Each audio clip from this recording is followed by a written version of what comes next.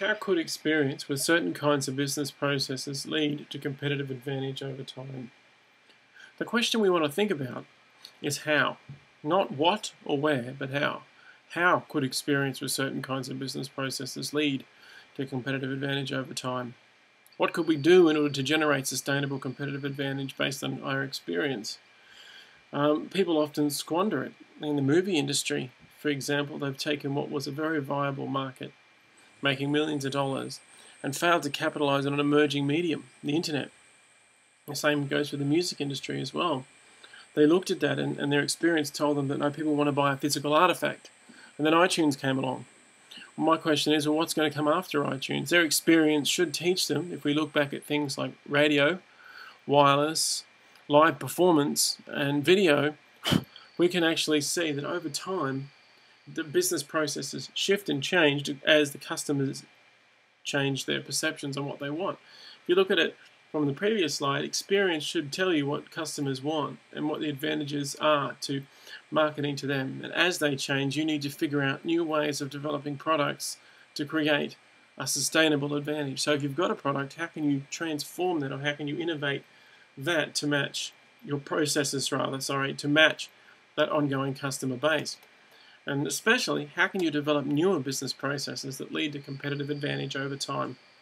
One of the most important things we can argue is that experience with these kinds of processes lead you to think in a different way.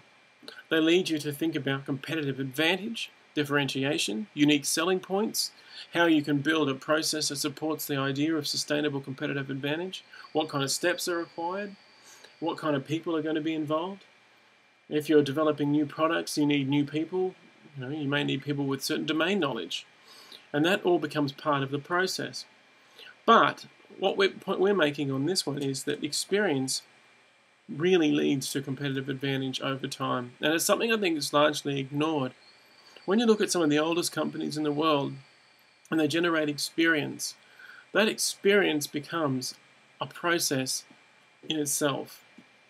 We look at companies like Fisher-Paykel and the way that they make fridges. They keep changing and slightly moving things to match the market. The question is, where are they getting these ideas from? It comes from their experience with customers. It comes from a knowledge of what business model is likely to sell and how it's likely to work. It comes from the idea that a process can lead to competitive advantage over a longer period of time.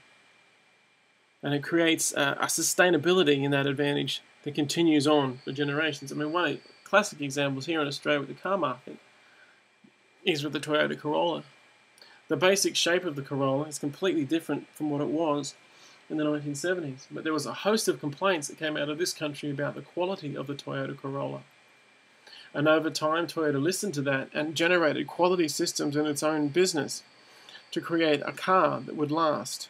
Now, every couple of years, they bring out a new model that's slightly different, slightly improved than the last one. But their experience has told them to create a process that generates a car that's much the same, but only slightly different to the previous model.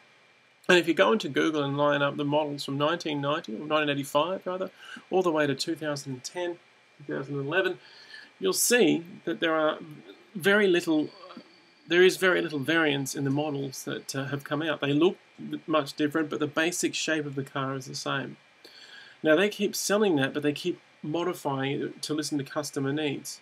The car 5 years ago, for example, would not have had an MP3 player in it, would not have had anything like that in it.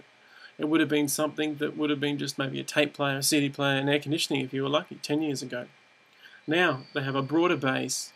They've listened to the experience that they've had, competitive advantage that they've created, and from that they've developed a very loyal base of supporters that to this day swear by the Corolla as one of the most effective small cars in the market. Now, what have they done to ensure those processes in their business? All the case studies on Toyota point to quality assurance, that every single car comes out of the factory the same way, that there's no blemishes or marks on the car, that there's no problems with it, that there's no difficulties, that it has a straight body, it has the wheels and the experience that people have come to expect. But most importantly, they build reliability into the process, so they do a lot of quality testing. Hopefully the point is getting across here that sustainable competitive advantage comes from a variety of things. Experience is one of them. Innovation is another, and that's what we'll talk about in the next part. And all the other things we've spoken about up to this point all collaborate together to create a system for sustainable competitive advantage. Now, what we need to focus on are the processes. So how do they do that? What do they do?